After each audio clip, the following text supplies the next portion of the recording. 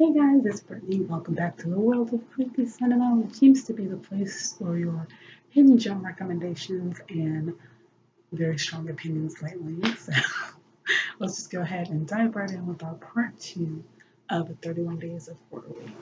So I'm going to start with The House is October Built from 2014, and this is basically about a group of friends that are sort of making a vlog slash documentary. They don't like state that officially, but that's basically what it is about kind of off the beaten path haunted houses and trying to find the absolute scariest one that nobody knows about when things take a turn and things start to become a little bit more real. So essentially, I think it's really cool that they were interviewing people that work at the haunted houses and attractions, interviewing regular employees, interviewing the founders, talking about people's backgrounds that work there. Like some of them have a criminal record and things like that. The weird things that happen, the extremes that they'll go to scare the customers. One thing I will say is that there were some moments where the characters were really dumb. I feel like they're really gullible. Certain things that happen, they really think it's part of the attraction when it doesn't make a lot of sense for that to be the case. One thing, this isn't a spoiler, but the part where the girl in the porcelain mask follows one of the guys onto their RV and literally just sits there and stares at them and like makes weird noises and then gets off. That's like the creepiest part of the movie to me, but overall, I think this is just okay. It might be cool if you're like in the Halloween spirit and you want something to actually watch on the night. It might be a fun movie to watch with like a group or something like that. So I gave it 2 stars.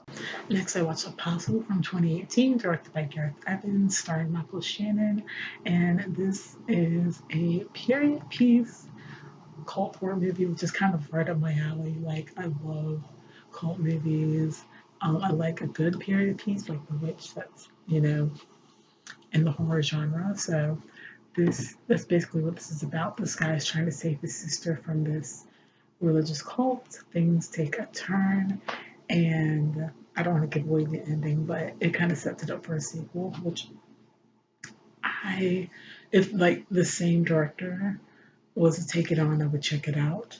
But this was really cool. I was pretty impressed with this. I think it was well shot and well directed. I believe this director has like a new movie out right now.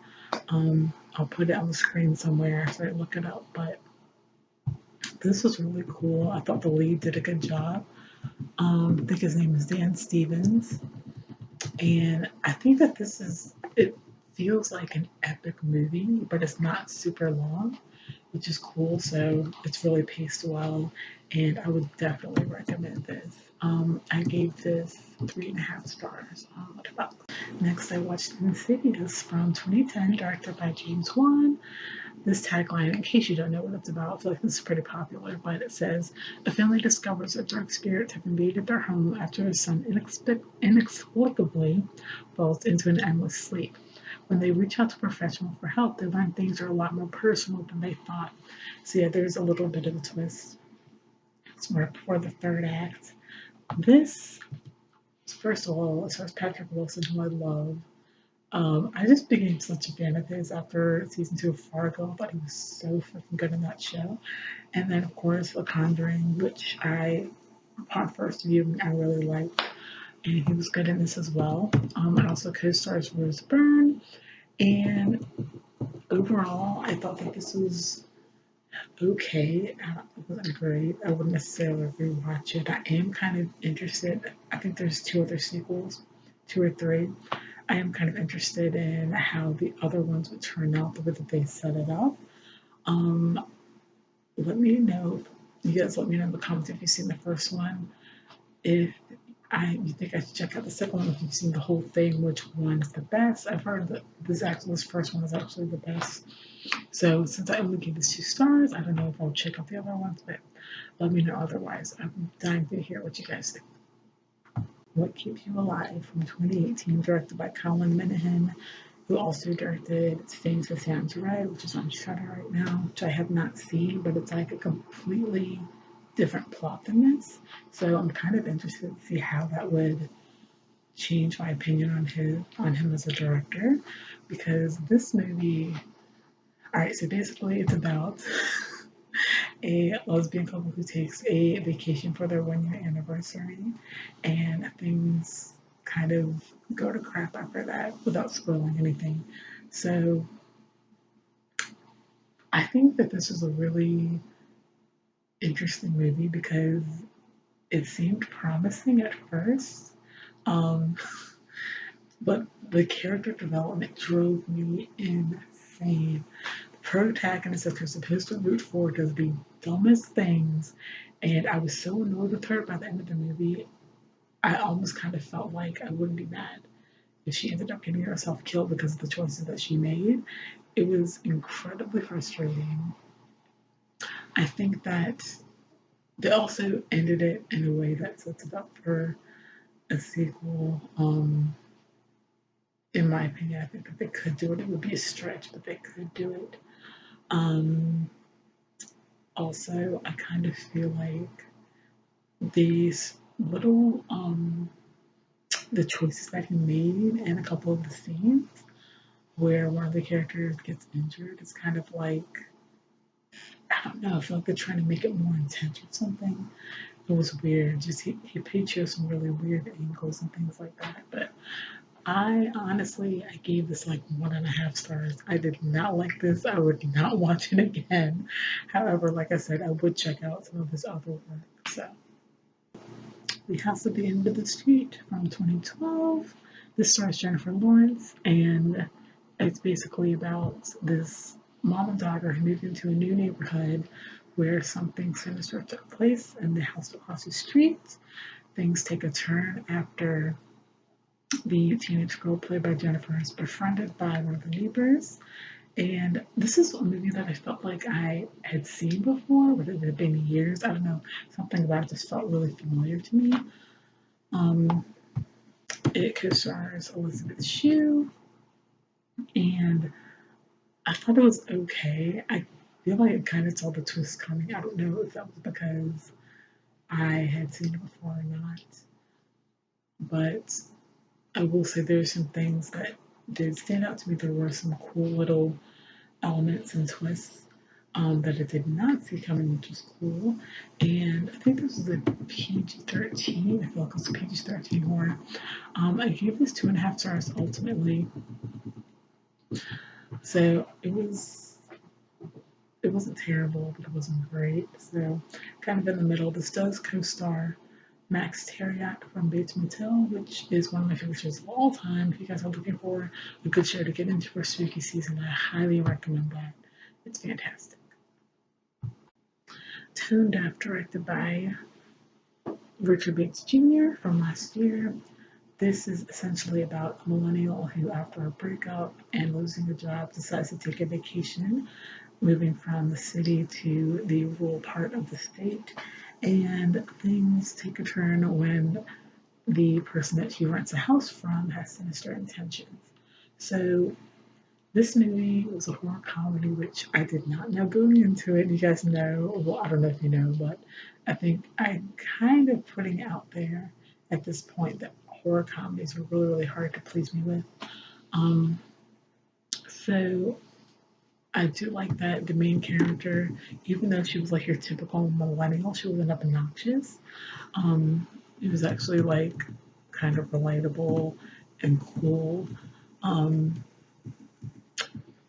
the thing that I have a problem with the most in this movie is the fact that the antagonist's motivations for doing what he does really don't hold up. The reason that he targets this girl is extremely flimsy at best, so you can't really invest that much. I don't know. I really didn't like it. I only gave it 1 star. You guys, I finally watched The Thing. I'm so excited. I I'm such a John Carpenter fan. Halloween is one of my favorite horror movies of all time, like top three, God tier for me. So I was so excited to finally get into this 1982 classic. I feel like everybody in the world knows what this is about by now, but it's essentially about a group of people at a military camp in Antarctica who are bombarded by a tragedy which causes some Norwegian soldiers' deaths and basically sparks a mystery and causes a lot of supernatural activity to take place. Let's just say that. So the stars Kurt Russell, who is just a legend. Who doesn't love him? He actually just put out. He has like a Christmas movie coming out with Goldie Hawn, which is so cute. But anyway, this I have to say I was really surprised. The practical effects were really cool. They did a really good job of intertwining the mystery elements of like the who done it, like who's the thing, and the jump scares and things like that. There were a couple of parts that really made me like, ooh, made me like make this face. Like I was really, it didn't make me jump, but it really made me kind of like, ooh, you know, whatever that description means. You get what I'm saying? Uh, really, like I said, really great practical effects, some cool stuff. The ending. Eh, and it was okay, could have been a little bit better. But I feel like this is going to be better than the remake. Well, you guys let me know if I should check out the 2011 remake. I know some people like it, and some people swear by the original, so let me know what you think. But I gave the original 3 stars. Next, I watched Suspiria, the original from 1977. I actually watched the remake before I saw the original. I saw the remake earlier in quarantine, like 4 or 5 months ago, and I really liked it. I thought that ending scene was like literally one of the goriest things I've ever seen, and I loved it. So yeah, the original is the. It's funny they actually changed some things from the remake compared to the original. Um, One thing that stays the same is like the atmosphere was very intentional. I think both the directors had a very intentional feel that they wanted to give the movie. The art direction and the choices in color schemes was really specific, which I appreciated. The score, oh god, oh, I'm obsessed with the score by the Goblins. I think that it was innovative and powerful, but not overbearing. It's cool. I absolutely loved it. Now I know people stand the score to this movie. It's so good. One thing I will say that annoyed me a little bit was the way that the lead actress spoke in like the first third of the movie. It was like that whisper speaking, it was weird. Everybody else was speaking at a normal tone, and she was like, I don't know if she was sick or if that was a choice by the director, but that was one thing that bugged me. However, it did change like as time went on. So overall, I gave this 2.5 stars. I liked it. And finally, last night I watched Frozen from 2010, directed by Adam Green. This stars Sean Ashmore. And this, I feel like I had seen it like for years, just like scrolling through movies. It would always pop up and I never watched it. But I finally have. And honestly, this left a lot to be desired. I felt like they could have made it a lot more suspenseful. Um, they used practical effects and it really showed because they were not good. Like it looked corny. Um, I think that the acting was just okay. It wasn't great. I don't know. I don't know if I would watch this again. Honestly, overall, I gave it 1.5 stars, and it's one of those that I do like the fact that it does have a short run time, so it doesn't drag out a lot. There, I will say the person that I thought would survive, or the people I thought would survive, was not exactly what happened. So I do like that part, but overall, it was just kind of okay. that concludes part 2 of the Horrorween series. This month was going by so fast, but I would love to know what you guys would recommend for like the last remaining 10 or 11 days. So let me know down in the comments, stab that thumbs up button, and I will see you guys next time. Stay creepy.